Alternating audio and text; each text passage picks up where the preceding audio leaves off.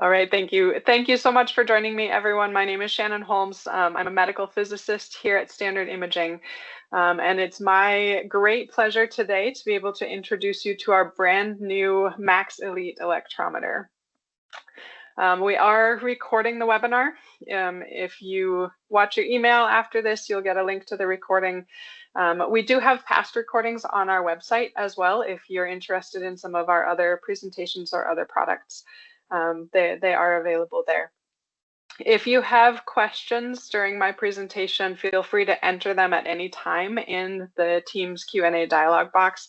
Teams makes it a little tough for me to monitor that during the presentation, and Ashley's going to help me with that at the end, so we'll make sure to circle around to your questions. Put them in at any time that you think of them. For those who are interested in the captions of what I'm saying in English or in your own language, the Teams does make that quite easy to do as well.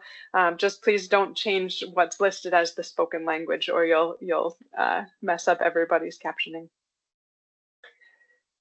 So the Max Elite electrometer, it really is a high performance precision machine. We've got a brand new intuitive user interface. It's extremely easy to use, easy to navigate. Everything is very clearly laid out on the screen, right where you need to see it, very visible. It helps that we have a nice big 10-inch touchscreen. I don't know if my camera will show this, but I have it here next to me. It's a good size unit. So again, everything is visible. Everything is right there where you can see what you're doing. We have, as with our Supermax electrometer, it has a very fast warm-up. So it's up and ready to go very quickly, even if you didn't realize you were going to have to run in and go make measurements over lunchtime or whatever it happens to be. It's ready very quickly.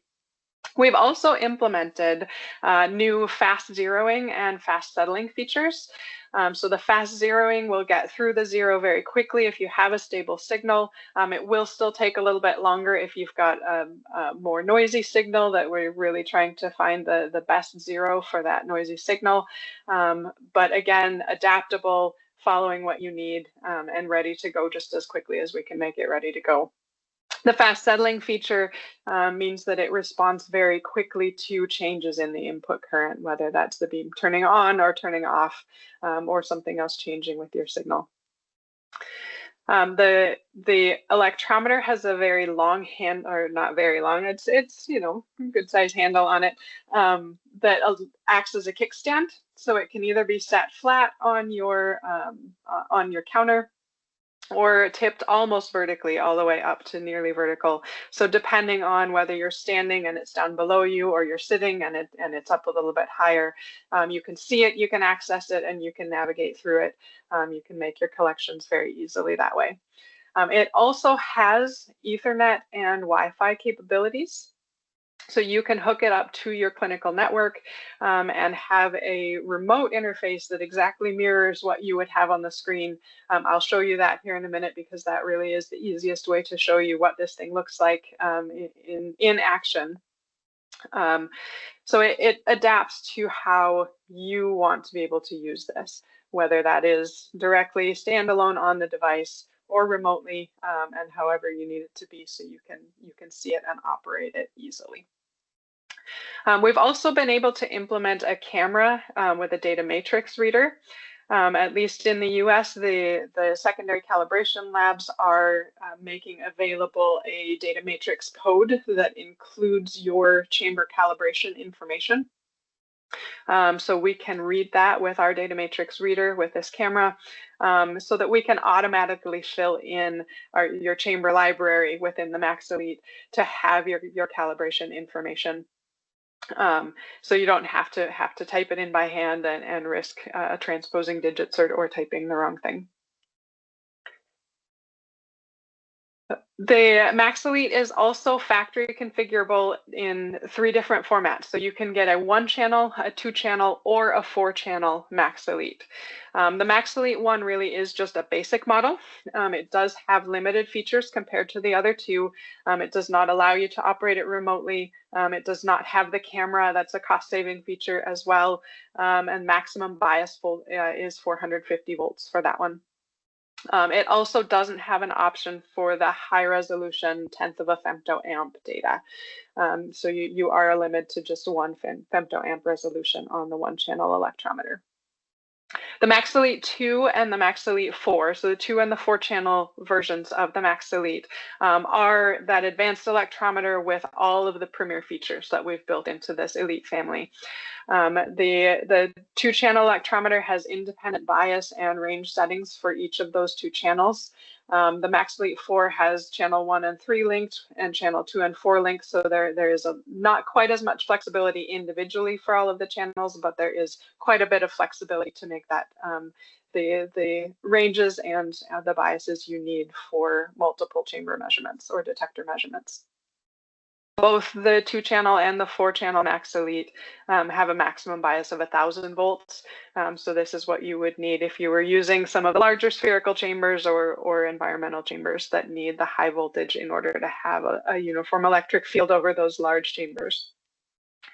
The Max Elite 4 also is targeted specifically for those users who've asked for the ability to make measurements with more than 2 detectors at a time. So people who are using things like the, just ran the wrong way. Some things like the Advanced Electron Density Phantom or the Tomo Cheese Phantom, it's often called, that has multiple chamber locations where people want to make multiple measurements at the same time. The Max Elite 4 or even 2, if 2 is okay with you, are excellent for those sorts of measurements. Our Thorax Phantom, some of the new Lucy family Phantoms have multiple chamber locations where you can make measurements as well. So this is useful with those. We also have places throughout the world where people are trying to get rid of their small radioactive check sources because they're such a regulatory burden, and they're hard to come by. They're hard to acquire. So there are methods like our chamber intercomparison jig here, where instead of having a radioactive check source to check your chamber to make sure that nothing has changed with your chamber since the last time you used it, you can actually do an intercomparison with 3 different chambers. So that all at the same time, all with the same electrometer, so that you can monitor whether something has gone wrong with one. One got dropped, one has drifted, and the signal is off. With 3 chambers, it's a lot easier to determine which chamber is having issues. If you're only comparing 2 chambers, then if you get a mismatch, it's sometimes hard to tell which chamber is your good chamber and which one is not. So that having 3 at once is a much nicer way to do that chamber stability check without having to have a radioactive check source. You can just use a linear accelerator beam. It's much nicer. In terms of availability of the Max Elite, I do have to say it's not yet available for purchase in some areas. We have regulatory clearance in the United States and in Canada and in the European Union. We are in process of getting clearance in Australia and Japan. I know those are very close. Brazil is also in process, but often takes a little bit longer than some of the other countries do. We do not yet have clearance in any of the other areas of the world right now, but we are absolutely going to be adding those as we get requests for the Max Elite. So if you're interested and you're not in one of those 6 regions that I have listed, please ask, please reach out to us, and we will happily start the process for those countries where we can do that. So now I'd like to switch us over to the unit itself. So I have one, this will go away. There we go. I have one running here next to me. I've connected to it on my network here. So this is what your measure page would look like if you were using the Max Elite. The layout is identical to what you would see on the screen itself. So you have your menus across the top for setup, configurations, the measurements that you're making, and then of course the data that you've collected. primarily here on the measure page where you do most of your work. This is a 2-channel device, so I have both channels that I can view, or if I'm just using one channel at a time, I can pick just that one channel and use that one. We of course have time triggered continuous, all the standard collection modes. Let's see, I don't have my current source set up, so I can show you if you wanted to turn on bias. Easy to do here. We have some hot buttons on the unit itself. If I didn't have my keyboard for typing it, there are some quick links for standard bias settings.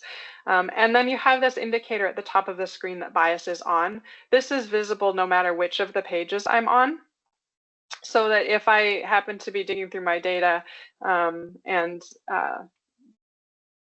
want to run in, realize I need to run, I need to take my setup down, I can turn off my bias right here from that interface, or I can of course turn it off within the measure page itself. Ranges setting here, easy to select, and then of course system factors for dose conversions can be applied as well. I'm going to turn bias off here because I do have a current source. I can show you what it looks like. Whoops. Sorry, I plugged it in a little too fast. I didn't let it ramp down. All right, so I have a current source that I can plug in here so that we can show you what things look like. Although I did not zero yet. Let's go to high range for what I've got. Zero it, and then can turn on my current source.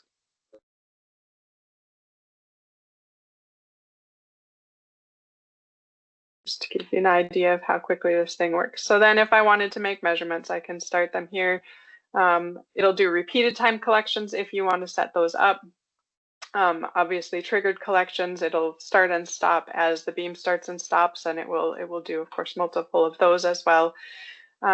If I wanted to apply a system factor from my chamber library, the active calibration factors are here. So I could apply a system factor and see my results in terms of dose. I can also apply a temperature pressure correction factor if I want to. We have a built-in pressure sensor, so it will fill in a few extra decimal points to there, but fill in the pressure automatically. You can override that if you want to, and then you can put in your temperature pressure or temperature value. It will show up with a little thermometer here if it is applying that that temperature and pressure correction factor. So then if I start my collections again, couple second collections, it'll show you the dose. Sorry, it's not exactly realistic because I don't have a real chamber here. It's just my desktop current source. On my data page, I have individual channels or individual tabs for each of my channels, and I can select my data for export. I can filter my data, or I can clean up my database and delete the measurements. Under the setup page, there is of course network information. That's what allows me to connect here through my laptop. We have a lot of customization settings in terms of your the preferred values, the standard temperature that your calibration your accredited calibration lab uses for your chambers, and then your preference on display for the 2 and the 4 channel. If you don't want to see that final digit, you don't have to have that extra digit cluttering up the screen. But if it's important to you for those low signal measurements, you can certainly do that. Your detector library is here. So you can have multiple calibrations under a single chamber if you want. If the chamber is past due on its calibration, you can still keep it in your detector library, but it will indicate that the calibration is past due, and it will not show up on your measure page, so it doesn't clutter it there. But you can keep it here if you'd like to for historical purposes. We do have a check source calculator, just like we do with the Supermax, that will calculate decay of your check source if you are using a radioactive check source, and then course preferences for how you would display your information. If I were on the unit itself, there's a little camera button here that would open the data matrix scanner. So with that, I will go back to my presentation. If you want to see the Max Elite in person, your first best opportunity is here in a week and a half at Estro in Vienna. We will have multiple versions there, the 1, 2, and 4 channel versions. There will be people who can walk you through a demo of that. I forgot to mention on the multiple channel electrometers, you can upgrade. If you were to start with the 1 channel electrometer, you can send it in and we could upgrade it to a 2 or a 4 at a later date, should you wish to do it that way. So with that, I will stop sharing. If anyone has questions, please enter them in the dialog box now. If you want more information afterwards, there's information on our website, standardimaging.com. You can also follow up with me personally at my email address shown at the bottom. So thank you so much for your time. I hope you're excited as I am. Well, it's hard to be as excited as I am about this electrometer. I'm really excited about this electrometer. It's just been so much fun to share it with people, to see their reactions, and to try and make this from the ground up in terms of the user interface that is easy to use, useful, clear, and highly functional. So Ashley, do we have any questions in the Q&A box? Hey, Shannon, thanks for that great presentation. I'm not seeing any questions right now, but if you do have them, like Shannon said, you can use the chat function, or there is a Q&A at the top of the dialog box. It looks like we have one here. Let me see. Is the radiation on unit of measure adjustable? Yeah, so there is, I can switch over. When you put in your detectors, if I were to put in a new calibration, or we'll just edit this one, that's fine. We have a full list of selectable units depending on the common calibration factor methods. So if you had a rate calibration, I actually didn't show this, but if you had a rate calibration, if I were using something like our HDR 1000 plus well chamber, then you would have dose rate, and you could have it in one of the standard units for the dose rate calibration for those chambers as well. Awesome, they said perfect, thank you. Another question, can display font size be changed, especially charge or current? No, it can't right now. All right. That's something that we'd like to improve in the future, but it is actually quite large right now, so it should be easily visible. But if you are in need of assistance on viewing, I would actually say put it on your laptop. Use the remote connection like I am, and you can use the zoom function on your web page as well. Yeah, great idea. Another question. Do we have some data on precision of measurements, tolerances, etc.? This is has been tested to the IEC. I'm going to get the numbers wrong. The IEC 60731 standard. So it is a reference grade electrometer. It meets or exceeds the standards that are required by those international regulatory bodies. Great, thank you. That's all I'm seeing right now. Oh, another one came in. How can the barometer in the how can the barometer in the meter be calibrated? It can't. So you can compare it against a calibrated barometer if you want to, but that's also why we enable why we allow users to override the pressure if you have a calibrated barometer that you wish to use instead of our built-in one, then you can override it.